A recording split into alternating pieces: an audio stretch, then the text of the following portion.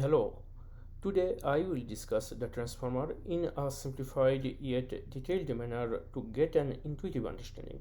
The transformer is a deep learning model introduced in the paper Attention is All You Need. Transformers have achieved state of the art performance in various NLP tasks, including machine translation, text summarization, question answering, and language understanding. They are highly parallelizable and have a shorter training time compared to recurrent neural networks and convolutional neural networks, making them suitable for large scale NLP applications. I will cover the following aspects of the transformer: network structure of the transformer and the learnable parameters, that the weights of it. How do the dimensions of input data change at every step? How do the weights get updated in training?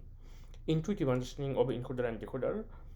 I will briefly discuss how does the classifier, generative model, and translation or sequence to sequence model work on transformer based architecture. How does a stack of encoder or decoder get connected for large models? How are the pre-trained models like GPT and BART built based on transformer architecture? This is the transformer architecture described in the Attention is All You Need paper. The architecture is illustrated through two figures. The first figure depicts the overall transformer architecture. It consists of two main parts, the encoder parts and the decoder parts. Both the encoder and decoder utilize the multi-head attention mechanism to determine the relations between tokens. The second figure details the multi-head attention architecture and the scale dot product attention mechanism. In this video, I will discuss these details in depth. I have combined these two figures into a single figure to visualize and understand the transformer more easily. The transformer is typically used for sequence to sequence conversion tasks like translation or text summarization. In the figure, you can observe two main parts of the transformer. The encoder uses self-attention to convert input to sequence data into contextual representation. The decoder consists of two parts. The first part, the masked self-attention layer. This is the masked self-attention layer, which converts the target input to sequence into a contextual representation, like encoder. And the next part is the cross attention layer, which utilizes both encoder and decoder contextual representations to generate the translated output. Now I will discuss each part one by one in detail to understand the mechanism. So this is the encoder architecture, only this part. So the encoder takes a sequence of data as input. So the encoder takes a sequence of data as input. The input is the embedded representation of tokens or words. I will not discuss in detail the input embedding or positional encoding, as my focus is a transformer architecture. In short, we cannot directly use words as input. Embeddings are the vectorized representation of a token or words that we can use to train the neural network. The vectorized representation can capture semantic similarities between words.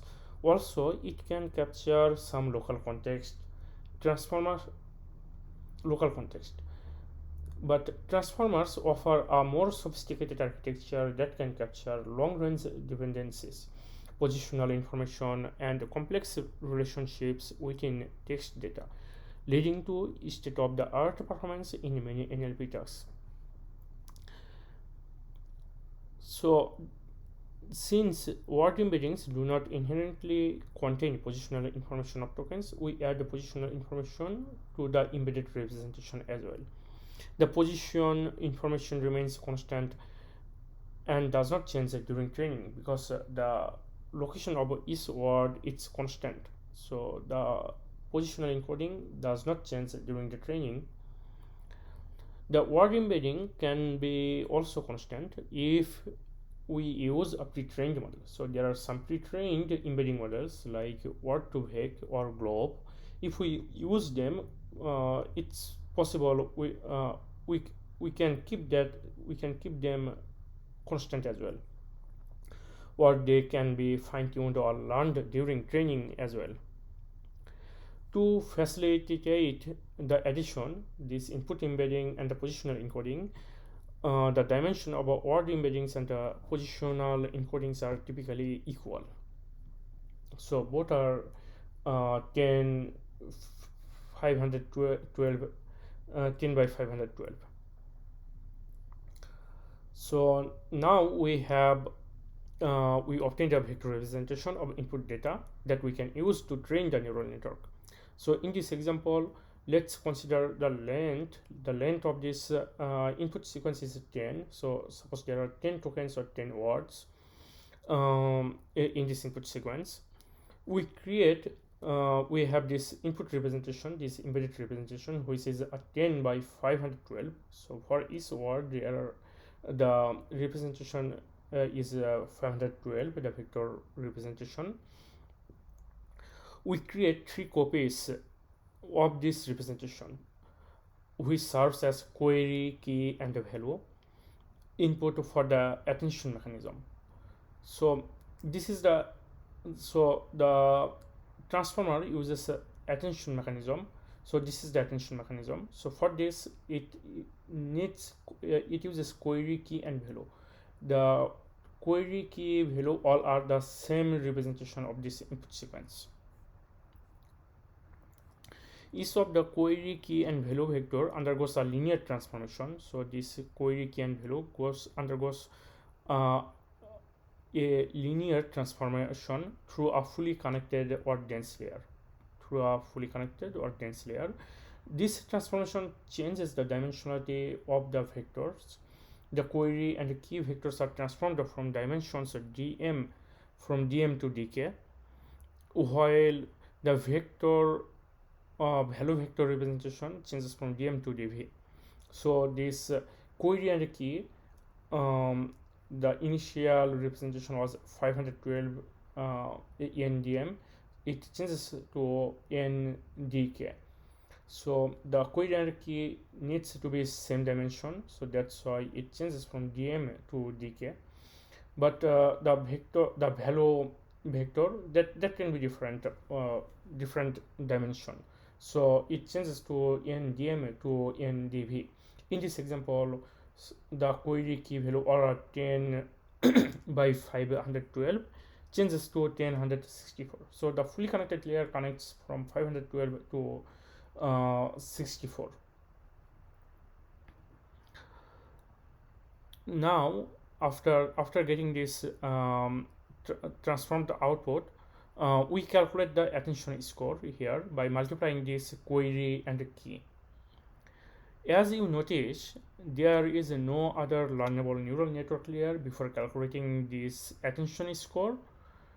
This fully connected linear layer is crucial for capturing context and relations among words, as it learns to encode these relationships during training by updating its weight. So the output of this linear layer is used. So the output of this linear layer is used to calculate the attention score of the sequence, which is a dot product of the query and the key value. We use a transposed representation of the key values. The resulting matrix is n by n, that the score of all tokens with all other tokens. In this example, by multiplying query dimensions of 10 by 64, so the dimension is 10 by 64 for the query, and also the key dimension is 10 by 64. By multiplying this, we get a 10 by 10 matrix, the attention matrix, attention score matrix. The dot product might grow large.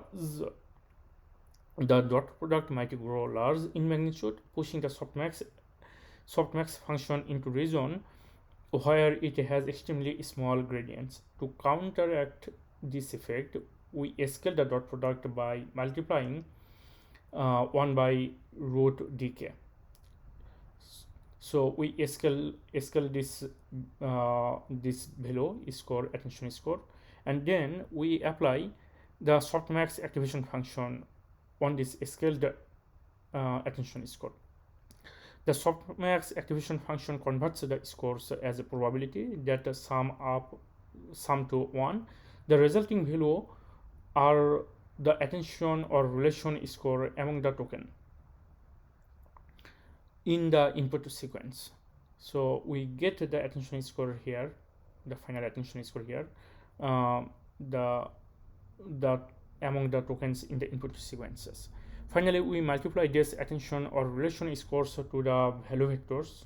We apply this attention score we multiply this with this value vector to obtain a contextual representation of the input sequence. That after applying this attention or relation score to the value vectors, which is the input representations, that after this linear transformation, we get the contextual representation here by multiplying this attention score. This process of obtaining contextual representation is called self-attention. So this whole process is called self-attention. So at the end, we get a contextual representation. The encoder utilizes multiple self-attention layers to enhance the representation. So the encoder uses multiple self-attention layers to enhance the representation. Each attention layer generates contextual outputs of dimension n dv. So every is attention layer generates contextual outputs of dimension n dv, where n represents the number of tokens and dv represents the dimensions of the value vectors. So after concatenating, the concatenation happens, the contextual representations are concatenated along the dimensions of representations. The concatenation happens along the dimension of the representation. So we get in ace multiplied dv. So if there are ace number of self-attention layer, so after concatenating, the dimension will be n comma ace multiplied dv. So in this example, if there are 8 self-attention layer, so it will be 10, so for 10 tokens, and then 8 multiplied 64, which is 512. After this concatenation, this concatenated output are then linearly projected once again linearly projected to get the final contextual output. So after this linearly projection, we get the final contextual output. Finally, the encoder incorporates a feed-forward network, with ReLU activation on top of the contextual representation. This introduces a non-linearity, which can enhance the representation or generate task-specific outputs. So here, in this, after the linear layer, we get contextual representation, but after then we use a two linear transformation with a ReLU activation function, so which is a non-linear representation that can increase the representation power for this encoder. So at the end we get contextual representation. Notice that the transformed output is 10 by 512, which is the same as the input dimensions, that 10 by 512. But this output, which is a contextual representation, so this encoder transforms this input data to a contextual representation. Now we will check the decoder part. The decoder has two parts. The first part, which is a masked self-attention layer. The decoder also utilizes the self-attention to generate contextual representation, same as encoder architecture. You see that this is a same architecture. The key difference is only the key difference compared to the encoder self-attention is the use of mask during training. So only the difference is you see that the encoder, the architecture, and the decoder, this self-attention mask self-attention the same, only the difference is it it uses the mask during the training. This is necessary because the decoder is supposed to predict tokens one by one, but it calculates the attention or relation score, this attention or relation score, at a time. That the decoder, which also takes the input data, that which is the output, actually the target output data, the output, the token embedded tokens, and the positional encoding the same as the encoder, and it also uses the query key and value, linearly transform, and then multiply it to get the attention score, scale it down, and then it applies the mask value, because it calculates the attention score over all the tokens, but the decoder actually is supposed to predict token one by one. So that during training, that's why it uses mask actually, so that the current token cannot access to the future tokens. That during training, a mask is applied to the computed attention score of the decoder to prevent the model from accessing future tokens. This mask ensures that the decoder can only attend to positions that it has already generated. It's important to note that the decoder predicts the next token based on ground truth tokens provided as input to the decoder. To achieve this, the mask assigns a value of negative infinity, that the mask assigns a value of negative infinity for the future tokens to the positions corresponding to future tokens in the attention matrix. When combined with the softmax activation function, so when the softmax activation function applies on this masked token, this effectively sets the probability for future tokens to 0. So because this values gets minus infinity, after applying this softmax, the values gets the probability of our future tokens to sets to 0, preventing the model from accessing tokens it should not have during training. It's important to note that the mask is not required during inference, as the decoder does not have access to future tokens at that time. So after getting this masked value, you see that for the first token it doesn't, for the future tokens the probability is 0, so it will not consider the future tokens. So that's why it uses the mask. And after getting this probability value, the probability, the attention score value, it multiplies with this value, same as the encoder, to get the contextual representation.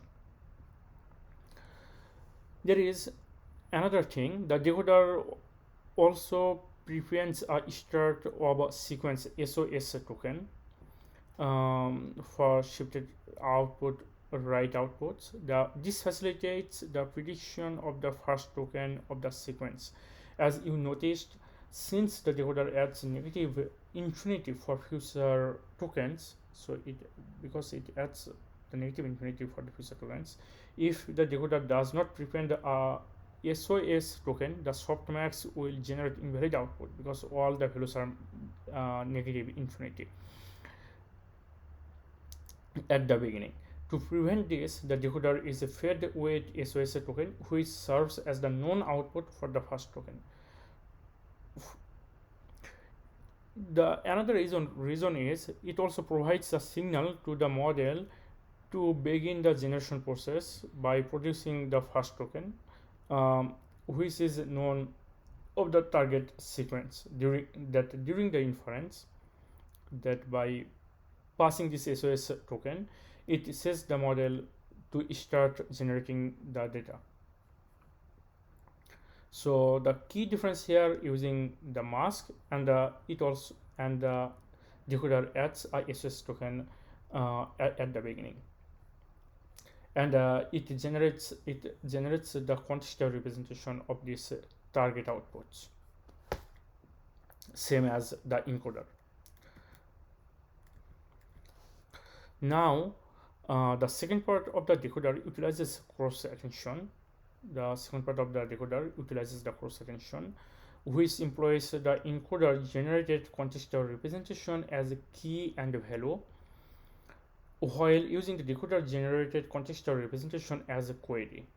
So this second part of the decoder, the text input, the query comes from the first part of the decoder generated output, and the key and value comes from the encoder generated output.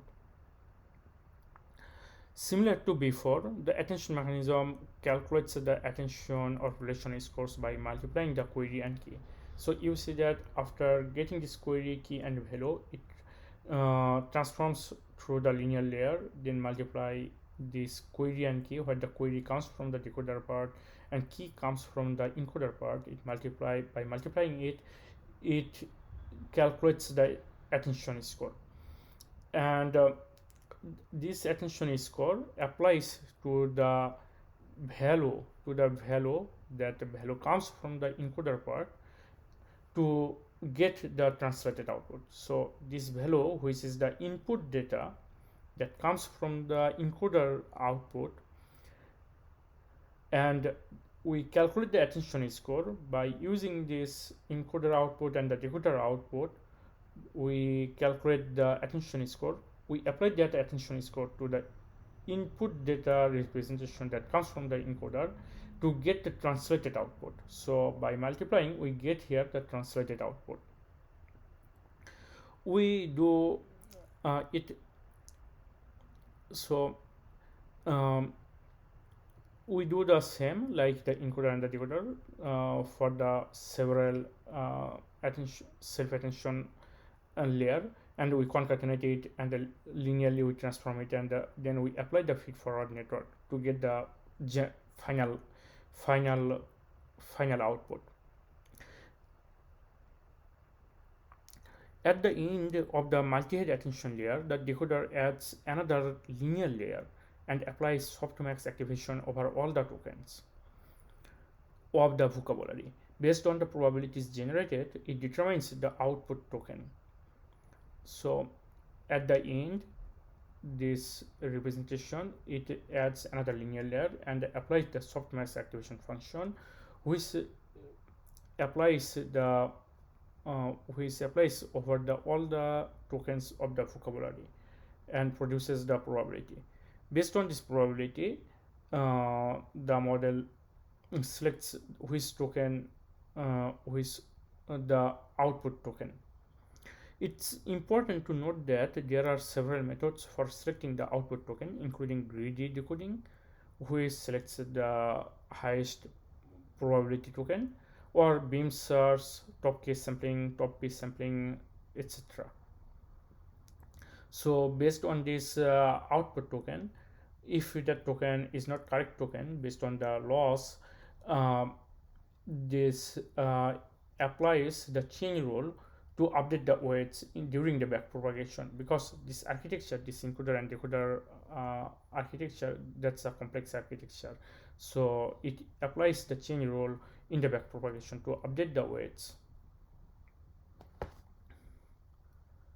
So here is the combined architecture of the transformer. Note that I have omitted the residual connections and normalization layers.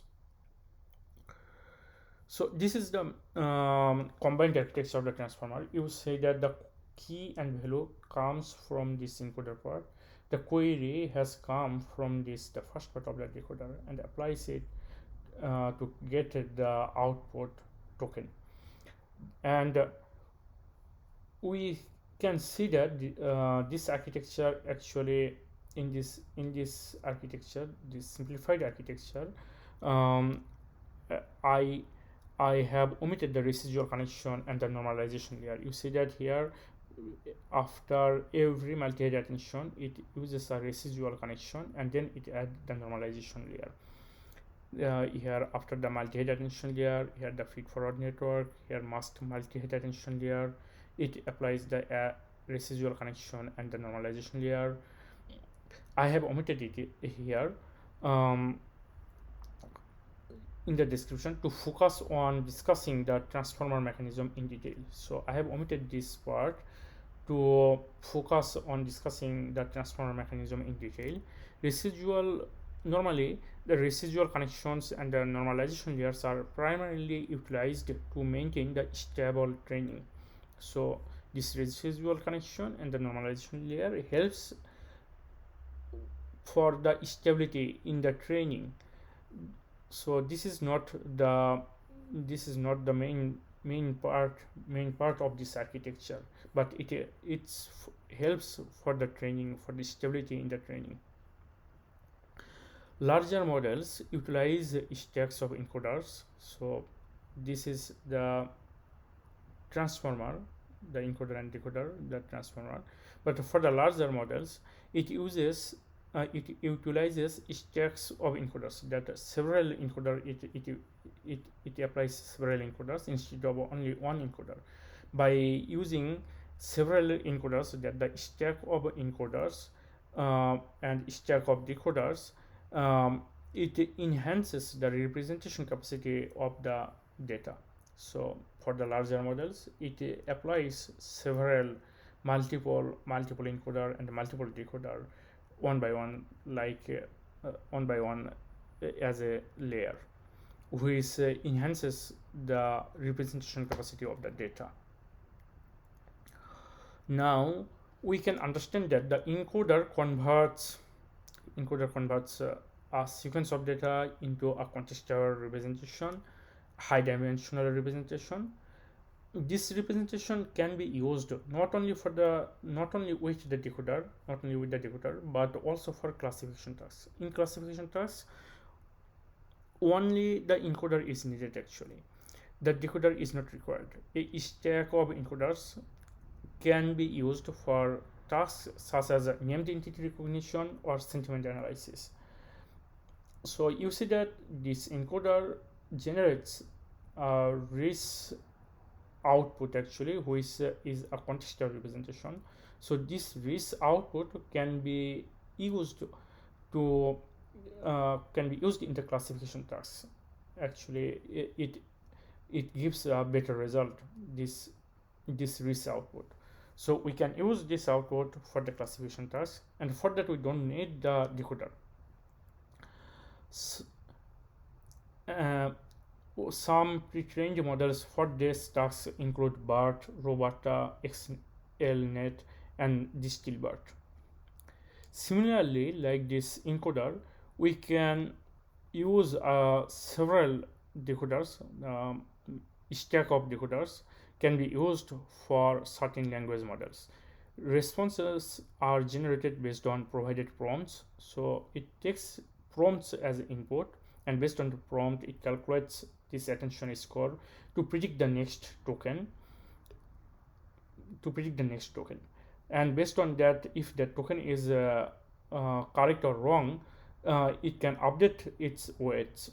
And for that, we don't need the encoder, actually, because it can only works based on this attention score to predict the next token. And responses are generated based on provided prompts. The network are updated based on the output. These language models can be used for tasks such as question answering or prompt replies. Examples of pre-trained models for such tasks include GPT, CTRL, and BART. So we say that the stack of encoders can be utilized for classification tasks. Stack of decoders can be utilized for generative model. And in this example, that for translation or text summarization tasks, both encoder and decoder are necessary. Pre-trained models such as Marian, Fiersec, and OpenNMT are examples of models designed for these tasks. So those are the pre-trained models for these sequence-to-sequence models. Thank you, everyone. So that's all, and thank you, everyone.